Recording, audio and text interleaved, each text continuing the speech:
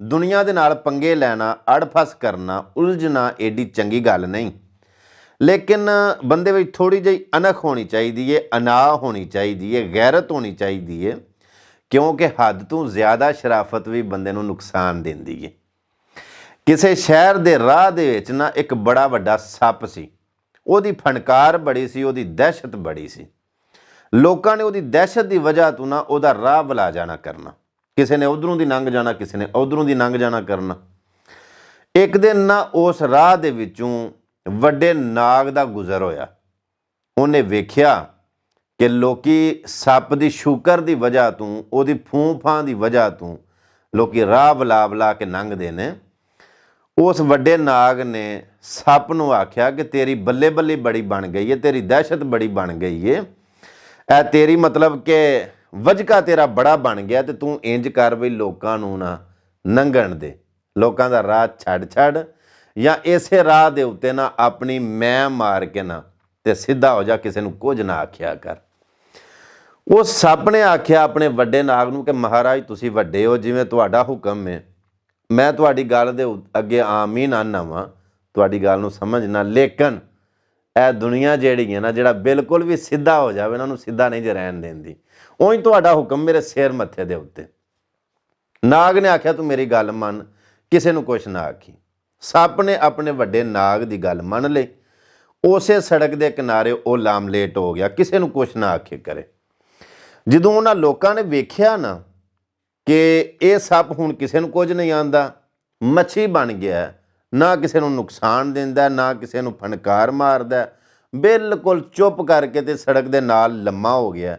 ਕਿਸੇ ਨੇ ਉਹਦੀ ਪੂਛਲ ਉੱਤੇ ਪੈਰ ਰੱਖ ਜਾਣਾ, ਕਿਸੇ ਨੇ ਉਹਦੀ ਸਿਰੀ ਪਈ ਮੜੋੜਨੀ, ਕਿਸੇ ਨੇ ਵੱਟੇ ਪਏ ਮਾਰਨੇ, ਕਿਸੇ ਸੋਟੇ ਪਏ ਮਾਰਨੇ। ਹੋਇਆ ਇਸੇ ਤਰ੍ਹਾਂ ਕਿ ਉਹ ਸੱਪ ਲਹੂ ਲੁਹਾਨ ਹੋ ਗਿਆ। ਵਾਹਵਾ ਦਿਨਾਂ ਬਾਅਦ ਉੱਥੋਂ ਫੇਰ ਵੱਡੇ ਨਾਗ ਦਾ ਗੁਜ਼ਰ ਹੋਇਆ।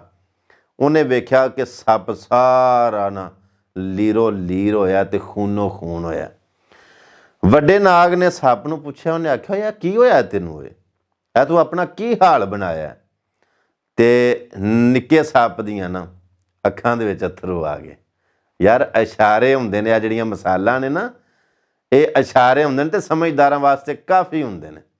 ਨਿੱਕੇ ਸੱਪ ਦੀਆਂ ਅੱਖਾਂ ਦੇ ਵਿੱਚ ਅੱਥਰੂ ਆ ਗਏ ਤੇ ਆਖਣ ਲੱਗਾ ਬਾਬਾ ਜੀ ਤੁਹਾਡੀਆਂ ਕੀਤੀਆਂ ਹੀ ਅੱਗੇ ਆਈਆਂ ਨੇ, ਤੁਹਾਡੀ ਗੱਲ ਮੰਨੀ ਸੀ, ਤੁਸੀਂ ਆਖਿਆ ਸੀ ਵੀ ਕਿਸੇ ਨੂੰ ਕੁਝ ਨਾ ਆਖੀ ਤੇ ਆਪਣੀ ਫੂੰਫਾਂ ਵੀ ਛੱਡ, ਆਪਣੀ ਫਣਕਾਰ ਵੀ ਛੱਡ, ਫਨ ਖਿਲਾਰਨਾ ਵੀ ਛੱਡ ਤੇ ਕੁਝ ਨਾ ਆਖੀ, ਲੰਮਾ ਹੋ ਜਾ, ਸਿੱਧਾ ਹੋ ਜਾ। ਐ ਮੈਂ ਸਿੱਧਾ ਹੋਇਆ ਜੇ ਤੇ ਲੋਕਾਂ ਨੇ ਇਹ ਹਾਲ ਕੀਤਾ। ਵੱਡੇ ਨਾਗ ਨੇ ਆਖਿਆ ਓਏ ਗੱਲ ਸੁਣ ਕਮਲਿਆ, ਮੈਂ ਤੈਨੂੰ ਆਖਿਆ ਸੀ ਕਿ ਠੀਕ ਹੋ ਜਾ, ਲੇਕਿਨ ਤੇਰੇ ਠੀਕ ਹੋਣ ਦਾ ਇਹਨਾਂ ਲੋਕਾਂ ਨੇ ਨਜਾਇਜ਼ ਫਾਇਦਾ ਉਠਾਇਆ। ਖਿਲਾਰ ਲੈ ਆਪਣਾ ਫਨ, ਫੇਰ ਆਪਣੇ ਪੁਰਾਣੇ ਰਾਹ 'ਚ ਫੇਰ ਕੱਢ ਲੈ। ਜਿਵੇਂ ਦੀ ਬੋਲੀ, ਜਿਵੇਂ ਦੀ ਲੈਂਗੁਏਜ, ਜਿਵੇਂ ਦੀ ਜ਼ੁਬਾਨ, ਜਿਵੇਂ ਦਾ ਹੱਥ, ਜਿਵੇਂ ਦਾ ਕੰਮ ਹੈ ਦੁਨੀਆ ਸਮਝਦੀ ਹੈ ਨਾ, ਤੂੰ ਆਪਣੇ ਪੁਰਾਣੇ ਰਾਹ 'ਚ ਫੇਰ ਕੱਢ ਲੈ। ਉਹਨੇ ਫੇਰ ਆਪਣਾ ਫਨ ਸ਼ਨ ਖਿਲਾਰਿਆ। ਜਦੋਂ ਉਹਨੇ ਫੇਰ ਆਪਣੇ ਪੁਰਾਣੇ ਰਾਹ 'ਚ ਵਰਤੇ ਨਾ, ਤੇ ਉਹੀ ਲੋਕ ਜਿਨ੍ਹਾਂ ਨੂੰ ਇਹ ਸਮਝ ਆਉਂਦੀ ਸੀ ਨਾ ਵੀ ਕਿ ਇਹਦੇ ਵਿੱਚੋਂ ਜ਼ਹਿਰ ਮੁੱਕ ਗਿਆ, ਉਹ ਜ਼ਹਿਰ ਭਾਵੇਂ ਸੱਪ ਜਿੱਡਾ ਮਰਜ਼ੀ ਵਡੇਰਾ ਹੋਈਏ, ਉਂਝ ਨਾ ਡੰਗੇ ਤੇ ਵੱਖਰੀ ਗੱਲ, ਇਹ ਸੱਪਾਂ ਦੇ ਵਿੱਚੋਂ ਜ਼ਹਿਰ ਨਹੀਂ ਮੁੱਕਦਾ। ਉਹਨੇ ਫੇਰ ਜਦੋਂ ਆਪਣਾ ਉਹ ਪੁਰਾਣਾ ਹੱਥ, ਪੁਰਾਣਾ ਰਾਹ 'ਚ ਵਰਤਿਆ ਨਾ, ਤੇ ਦੁਨੀਆ ਫਿਰ ਬਿਲਕੁਲ ਸਿੱਧੀ ਹੋ ਗਈ।